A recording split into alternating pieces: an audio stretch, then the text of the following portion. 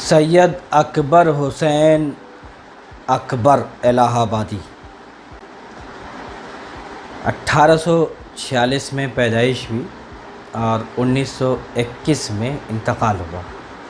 یہ 19ویں صدی کا نصف آخر اور 20ویں صدی کا ربع اول یہ زمانہ اکبر الہ آبادی کا زمانہ ہے یا عہد ہے۔ آپ وہ عہد اگر دیکھیں تاریخ میں، ہندوستان کی تاریخ میں، تو تہذیبی آویزش، تہذیبی تصادم، مشرقی اور مغربی تہذیب کے درمیان کشمکش یا فرنگی برطانوی تہذیب اور ہندوستانی تہذیب کے درمیان ایک براہ راست آمنے سامنے ایک گویا کہ تصادم کا سلسلہ شروع ہو گیا ہے۔ یہ وہ عہد ہے۔ مکمل طور پر ہندوستان 1857 کے بعد برطانویت یا برطانوی سامراج کے زیر اثر آ جاتا ہے اور مکمل طور پر ہندوستان ایک کالونی بن جاتی ہے، ظاہر ہے کہ انگریزوں کی۔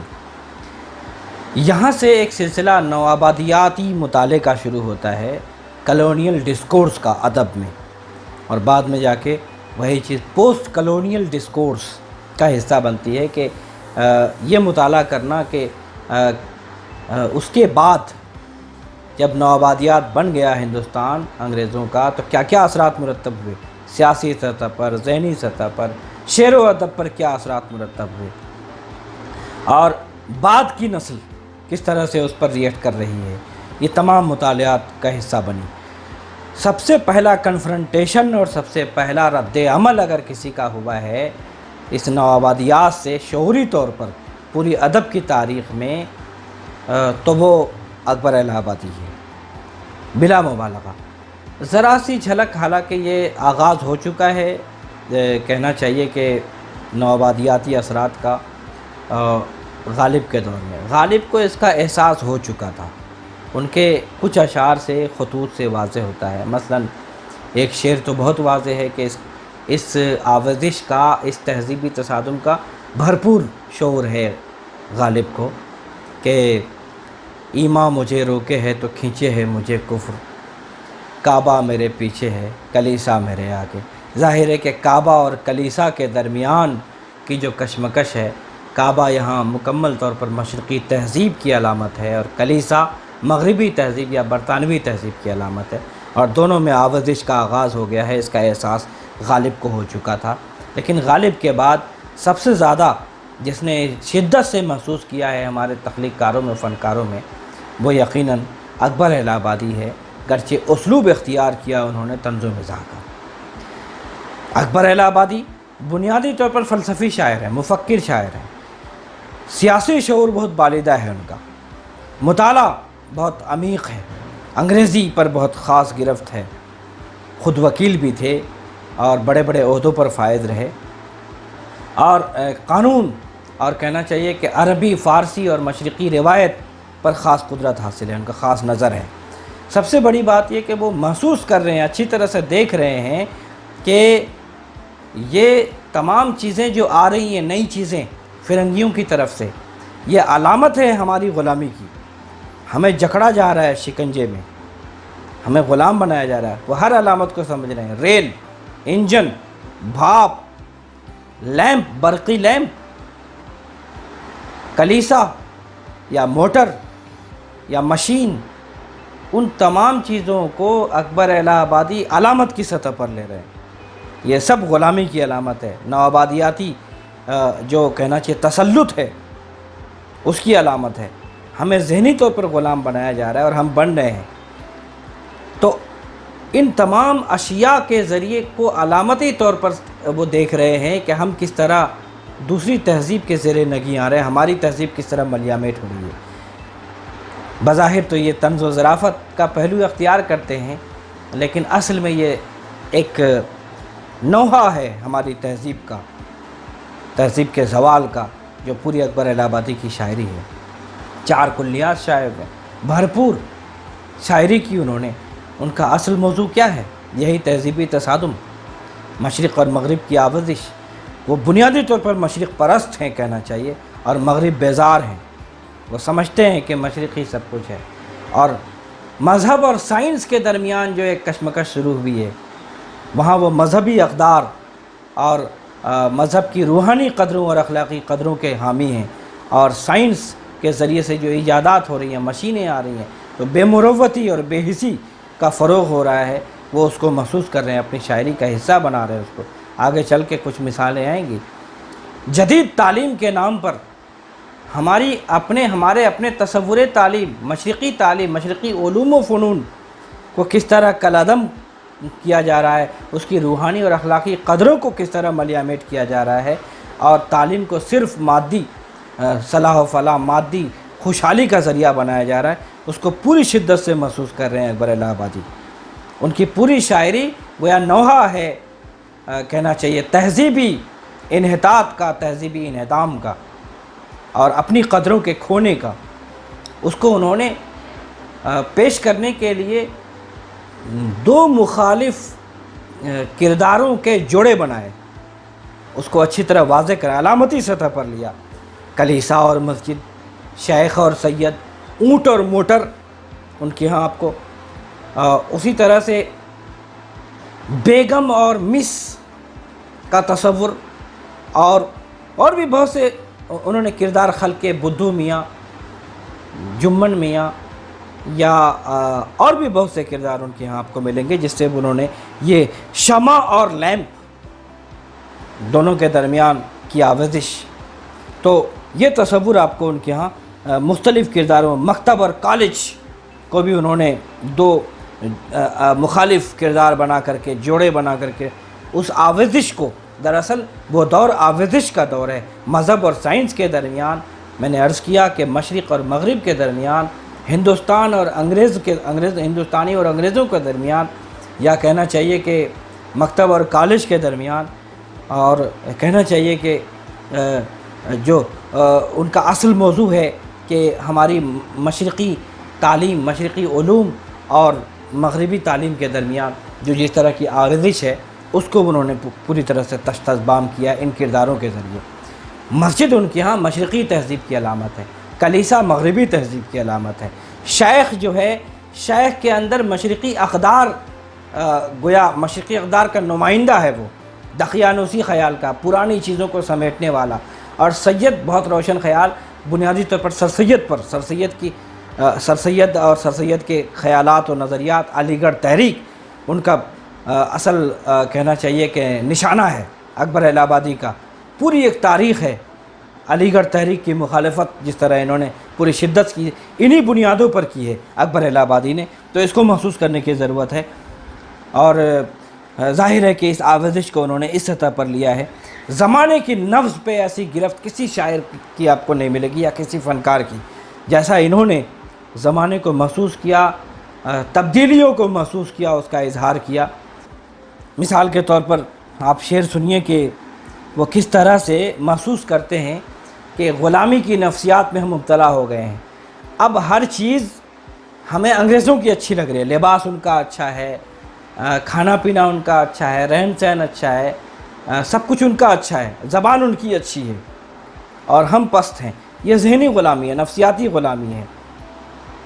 مروب ہو گئے ہیں ولایت سے شیخ جی، مروب ہو گئے ہیں ولایت سے شیخ جی، اب صرف منع کرتے ہیں دیسی شراب کو، دیسی شراب کو، انگریزی شراب کو منع نہیں کر رہے ہیں۔ یا محکومیت کی نفسیات دیکھیے کہ میری نصیحتوں کو سن کر وہ شوخ بولا، میری نصیحتوں کو سن کر وہ شوخ بولا، نیٹو کی کیا سند ہے، نیٹو جو ہندوستانی ہیں، یہ کوئی مستند بات ہے؟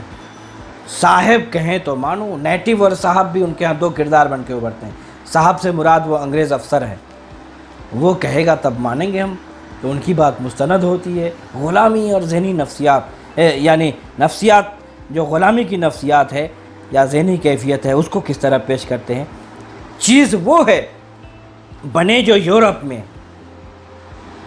بات وہ ہے جو پانیئر میں چھپے۔ پانیئر اس زمانے کا بہت اہم اخبار تھا، جیسے آج ہندوستان ٹائمز اور ٹائمز آف انڈیا کو سمجھا جاتا ہے، تو بات وہ ہے جو پانیئر میں چھپے۔ وہ مٹتی ہوئی قطروں اور مٹتی ہوئی زبان اور ان تمام چیزوں کا بہت شعور رکھتے ہیں. بہت پہلے، آج سے 150 سال پہلے کس طرح کہتے ہیں وہ، اور سب کچھ وہی ہو رہا ہے. ہماری اصطلاحوں سے زبان نہ آشنا ہوگی، لغات مغربی بازار کی بھاکا سے ضم ہوں گے، اور سب کچھ ہو رہا ہے. ہماری اپنی زبان چھن گئی ہے. ہاں، تو بہرحال زبان پہ، الفاظ پہ غیر معمولی قدرت. قافیہ عجیب و غریب سب سے پہلا شخص ہے جنہوں نے انگریزی الفاظ کو قافیہ بنا کر کے ظرافت خلق کیا ہے ہماری پوری تاریخ میں. اودھ پنچ کا ایک پورا اس طرف جانا مقصود نہیں ہے. اودھ پنچ نے یہ سلسلہ شروع کیا 1877 میں، گویا کہ انگریزوں کے خلاف، علی گڑھ تحریک کے خلاف، روشن خیالی کے خلاف، جدید تعلیم کے خلاف، بدلتی ہوئی تہذیب کے خلاف ایک مورچہ کھولا ہے اودھ پنچ میں، اور اس کا حصہ ہیں، اس کے سپہ سالار ہیں گویا کہ اکبر الہ آبادی. مل کا آٹا ہے، نل کا پانی ہے، آب و دانہ کی حکمرانی ہے. بظاہر بڑا عجیب سا شعر ہے، لیکن پورا تہذیبی انہدام اس میں دیکھ سکتے ہیں آپ. مل کا آٹا، چکی کے بجائے مل میں آٹا پیسا جا رہا ہے، اس سے کیا تبدیلیاں رونما ہو رہی ہیں. اور نل کا پانی بظاہر بہت عجیب کہ کوئی اس میں کون سی ایسی بات ہو کہ بھئی کنویں کی تہذیب ختم ہو رہی ہے، کنویں سے وابستہ جو تہذیب تھی وہ مٹ رہی ہے، اس کا دکھ ہے ان کو. مل کا آٹا ہے، نل کا پانی ہے، آب و دانہ کی حکمرانی. آب و دانہ کی روحانیت ختم ہو رہی ہے، اب رزق ہی سب کچھ ہے. علم بھی حاصل کیا جائے گا اب رزق کے لیے. علم کا مقصد روحانی اور اخلاقی اور انسان سازی نہیں ہے، بلکہ علم کا مقصد اب صرف رزق رسانی ہے، رزق حاصل کرنا ہے. تو آب و دانہ کی حکمرانی ہے، مادیت کا فروغ ہے، روحانیت ختم ہو رہی ہے. تو گویا کہ اس سطح پر دیکھنے کی ضرورت ہے. مذہب اور سائنس میں جو تفریق ہے اس کو بہت شدت سے محسوس کرتے ہیں. نہیں سائنس واقف کار دین سے، خدا باہر ہے حد دوربین سے، خدا باہر ہے حد دوربین سے. اور کہتے ہیں عجیب کہ مشینوں نے کیا نیکوں کو رخصت، کبوتر اڑ گئے انجن کی پی سے. کبوتر یہاں علامت ہے امن، نیکی، خیر اور تمام تر مثبت اقدار کی، اور انجن مادیت پرستی یا مغربی تہذیب. دل میں اب نور خدا کے دن گئے، ہڈیوں میں فاسفورس دیکھیے. مذہب اور سائنس کے تصادم کو دکھانے کے لیے کس شدت سے بیان کر رہے ہیں. برق کے لیمپ سے آنکھوں کو بچائے اللہ، برق کے لیمپ سے آنکھوں کو بچائے اللہ. روشنی آتی ہے اور نور چلا جاتا ہے. برق کے لیمپ اور شمع میں فرق ہے، روشنی اور نور میں بھی فرق ہے. اس شدت سے محسوس کر، یا تہذیبی آویزش کو کس شدت سے محسوس کیا ہے. سید کی روشنی کو اللہ رکھے قائم، یا سر سید مراد ہیں. بتی بہت ہے موٹی اور روغن بہت ہی کم ہے. یا مغرب نے خوردبی سے کمر ان کی دیکھ لی، مشرق کی شاعری کا مزہ کرکرا ہوا. یا یہ کہ پہلے ہوتا تھا وصال اب ہے مرگ نیچری، پہلے ہوتا تھا وصال اب ہے مرگ نیچری. عرس کا اب اس لیے ہے نام اینیورسری. کیا قافیہ استعمال کیا ہے، اور عرس اور اینیورسری، یا مرگ نیچری اور وصال. یا پانی پینا پڑا ہے پائپ کا، حرف پڑھنا پڑا ہے ٹائپ کا. بہت سے شعر اور تضاد دیکھیے. مغربی وضع ہے، مغربی ذوق ہے، اور وضع کی پابندی بھی. اونٹ پر بیٹھ کے تھیٹر کو چلے ہیں حضرت. جدید تعلیم اور مشرقی تعلیم کے فرق کو کس طرح شدت سے محسوس کرتے ہیں. یوں قتل سے بچوں کے وہ بدنام نہ ہوتا، افسوس کہ فرعون کو کالج کی نہ سوجی. کس شدت سے طنز کیا ہے انہوں نے. اور سید احمد خان کے بعد سید اٹھے جو گزٹ لے کے تو لاکھوں لائے، شیخ قرآن دکھاتا رہا پیسہ نہ ملا. یا طفل دل محو طلسم رنگ کالج ہو گیا، ذہن کو تپ آ گئی مذہب کو فالج ہو گیا. تو پوری شدت سے محسوس کرتے ہیں اس تضاد کو، اس تصادم کو. اکبر الہ آبادی اور اپنے طنز و مزاح کا موضوع بناتے ہیں تمام تر وسائل کے ساتھ، تمام تر فنی وسائل کے ساتھ، چاہے وہ پیروڈی کا وسیلہ ہو، لفظی الٹ پھیر ہو، انگریزی الفاظ کا استعمال ہو، یا اسلوب میں ایک ظرافت یا تفریحی عنصر ہو، اور موازنہ و تقابل یا مضحک صورتحال ان تمام اپنے، بلکہ وہ پہلا شاعر ہے منصوبہ بند شاعر، جعفر زٹلی منصوبہ بند یا مفکر یا فلسفی شاعر نہیں تھا، اور اس طرح کا عصری شعور بھی ان کے ہاں اس طرح نہیں ملے گا جس طرح اکبر الہ آبادی نے بنیادی طور پر اپنے پورے عہد کے آشوب کو جذب کیا ہے، اور اس کو طنز و مزاح کے پیرائے میں اس کا اظہار کیا ہے۔ گویا کہ ان کی شاعری ظرافت تو صرف کہہ سکتے ہیں کہ اسلوب ہے ظرافت، لیکن انہوں نے خود بھی کہا شاہد معنی نے پہنا ہے ظرافت کا لباس۔ دراصل وہ معنی خیز شاعری ہے، وہ پورا عہد دھڑک رہا ہے وہاں ان کے الفاظ میں۔ تو اگر آپ کو 19ویں صدی کے اواخر اور 20ویں صدی کے اوائل کے سیاسی، سماجی اور گویا کہ برطانوی سامراج کے اثرات یا کہ نوآبادیاتی اثرات کو سمجھنا ہے، تہذیبی آویزی کو سمجھنا ہے، تو اکبر الہ آبادی کی شاعری پڑھنا بہت ضروری ہے۔